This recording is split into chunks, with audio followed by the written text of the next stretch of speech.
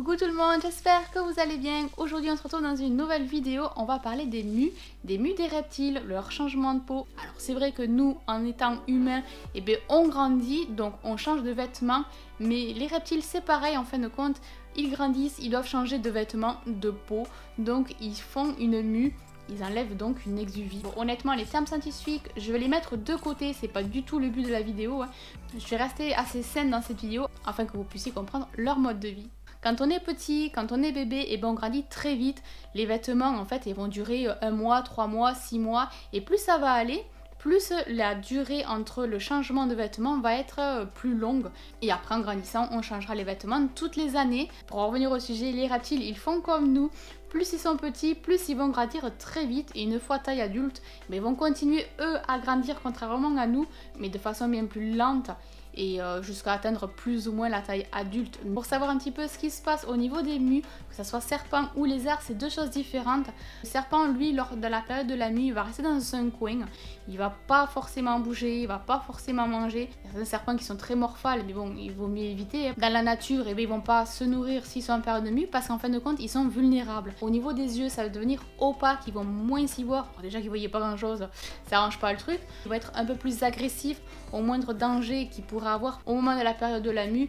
Ils vont se frotter un peu partout, puis ils vont l'enlever comme nous on enlèverait une chaussette. Par contre au niveau des lézards, moi qui observe mes tiliques en train de muer, c'est pas du tout pareil. Ils ont beau se frotter partout pour enlever les morceaux de mue, il y en a partout. Il y a des petits morceaux un peu partout. Parce qu'en fait, les lézards, eux, ils peuvent pas se retirer en un seul trait. C'est vraiment par morceau. Donc parfois on va avoir une petite patte, parfois on va avoir un petit morceau de crâne.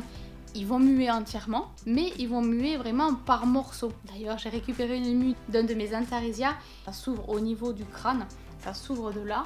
Et puis après, il enlève toute sa mue jusqu'au bout de la queue. Alors que les lézards, vous voyez, ça va muer vraiment par morceaux. Et c'est vrai que la première fois que j'ai vu une mue, ça m'a paru trop bizarre. En fin de compte, on voit vraiment les taches de couleur, on voit vraiment les pupilles. Et là, en fait, quand on le voit... Puis même les reflets, je sais pas si vous verrez, mais il y a des reflets arc-en-ciel, puisque c'était l'Antaresia. On voit bien la différence entre le dos et le ventre, puisque là le dos, on voit les petites taches, les petites nuances de couleur et de toutes petites écailles. Alors que le ventre, il n'y a pas de taches, il n'y a rien. Mais par contre, les écailles sont bien plus grosses au niveau du ventre. Au niveau du toucher, pour vous donner une idée, c'est un petit peu comme du papier très fin et très fragile. On voit pas mal de similitudes entre l'Antaresia et la mue. Et le truc en fait, c'est que s'il va muer en tant que chaussette, parce que tous les serpents ne vont pas muer en tant que chaussette, il y en a certains qui vont nous laisser la mue comme ça, toute grande, toute belle. Il y en a d'autres qui vont nous faire la petite chaussette et du coup, il faudrait le déplier. Quand on va déplier la mue, il faut y aller tout doucement. Parce que si on tire trop fort, on casse. Donc il faut vraiment être patient et enlever, dérouler tout doucement. Et la faire sécher à plat, comme ça. Parce qu'une fois que la mue est sèche, on ne peut plus la défaire. C'est comme ça, c'est fixé, et si on tire trop, ça casse. D'ailleurs, je ne vais pas trop tirer dessus parce que je n'aurais pas la casser, ça m'embêterait. Petite question du jour, je voudrais savoir quelle est la saison de l'année que vous préférez. Moi, pour ma part, c'est l'été, avec la chaleur, le soleil, le beau ciel bleu, sans la pluie et les gros nuages. Je me tarde l'été prochain.